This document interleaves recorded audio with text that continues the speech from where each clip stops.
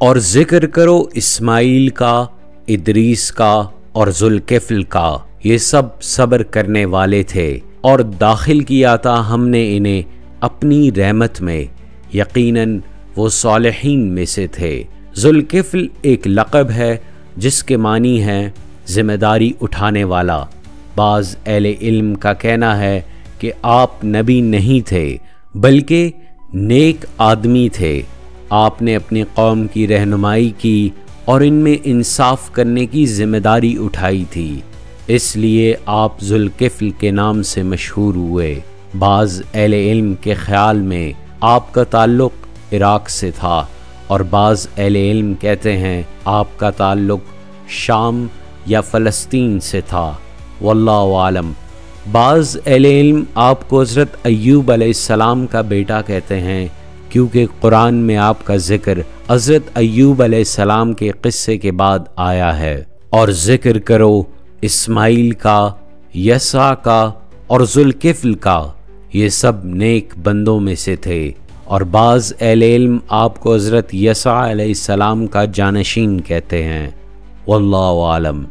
جب حضرت یسع علیہ السلام بوڑھے ہوئے تو انہوں نے فرمایا، کتنا اچھا ہو کہ میں ایک نائب مقرر کر دوں جو میری زندگی میں ہی حکومتی معاملات سنبھال لے، تاکہ میں اس کے کام کو پرکھ سکوں اور اپنے مرنے کے بعد اسے اپنا خلیفہ مقرر کر دوں۔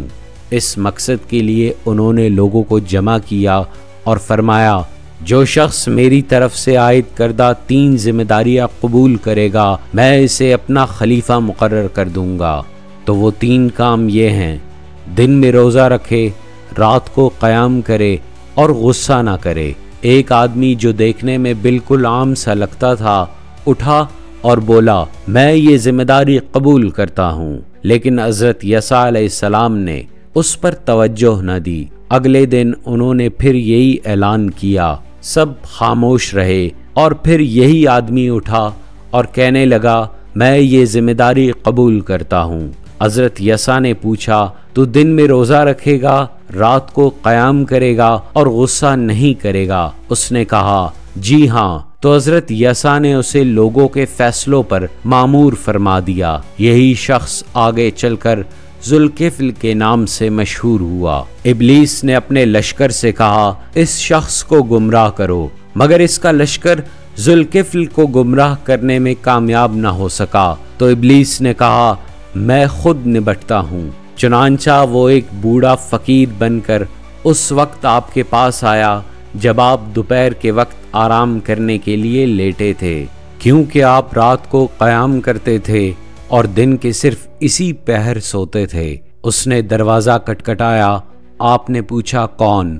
اس نے کہا، ایک مظلوم بوڑھا۔ آپ نے دروازہ کھولا تو وہ آپ کو اپنی کہانی سنانے لگا۔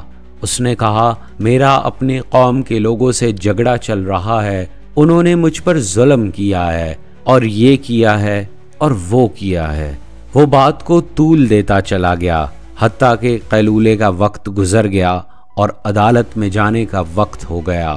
آپ نے اس سے فرمایا، جب میں عدالت بیٹھوں گا تو تجھے تیرا حق دلاؤں گا۔ آپ عدالت میں آ کر اپنے مقام پر بیٹھ گئے اور ادھر ادھر دیکھا، مگر وہ بوڑھا کہیں نظر نہیں آیا۔ چنانچہ آپ لوگوں کے مقدمات کا فیصلہ کر کے واپس آ گئے۔ اگلے دن جب آپ پھر آرام کے لیے لیٹے تو دروازہ کھٹکا۔ آپ نے پوچھا، کون؟ اس نے جواب دیا، وہی مظلوم بوڑھا۔ آپ نے دروازہ کھولا اور اس سے کہا، میں نے تجھے کہا نہیں تھا کہ جب میں عدالت بیٹھوں گا تو میرے پاس آنا؟ اس نے کہا، وہ بڑے خبیث لوگ ہیں۔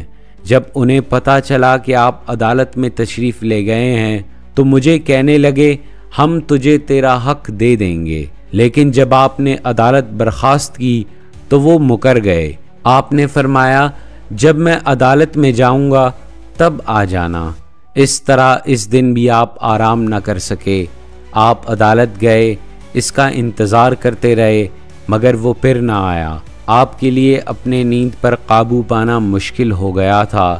آپ نے گھر والوں سے کہا، مجھے بہت نیند آ رہی ہے، کسی کو بھی میرے کمرے میں مت آنے دینا۔ جب آپ آرام کے لیے لیٹے تو وہ بوڑھا پھر آ گیا۔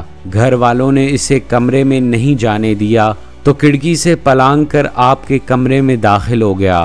آپ نے گھر والوں سے کہا، کیا میں نے تمہیں منع نہیں کیا تھا کہ کسی کو اندر نہ آنے دینا؟ گھر والوں نے کہا، ہم نے اسے اندر نہیں آنے دیا تھا، پھر یہ کیسے اندر آیا؟ آپ نے غور کیا تو دروازہ اندر سے ویسے ہی بند تھا جیسے آپ نے بند کیا تھا۔ تو وہ پہچان گئے اور کہنے لگے، تو اللہ کا دشمن شیطان ہے۔ اس نے کہا، جی ہاں، میں نے آپ کو غصہ دلانے کی بہت کوشش کی، مگر آپ نے میری ہر کوشش کو ناکام بنا دی۔ اسی لیے اللہ نے آپ کا نام ذوالکفل رکھا، کیونکہ آپ نے جو ذمہ داری اٹھائی اسے نبھا کر دکھایا۔ حضرت ذوالکفل کے وفات کے بارے میں کوئی مستند روایت نہیں ملتی، اور وہ کہاں مدفون ہیں اس بارے میں بھی کوئی یقینی بات نہیں کہی جا سکتی۔ آپ کے نام سے 3 مزار منسوب ہیں، ایک عراق کے شہر کیفل میں، دوسرا ارل پیغامبر ازبکستان میں، اور تیسرا ترکی کے شہر دیار باقر میں۔ واللہ عالم، آپ کے خیال میں حضرت ذوالکفل کا مزار کہاں واقع ہے؟ ہمیں اپنے کمنٹس میں ضرور آگاہ کریں۔ شکریہ۔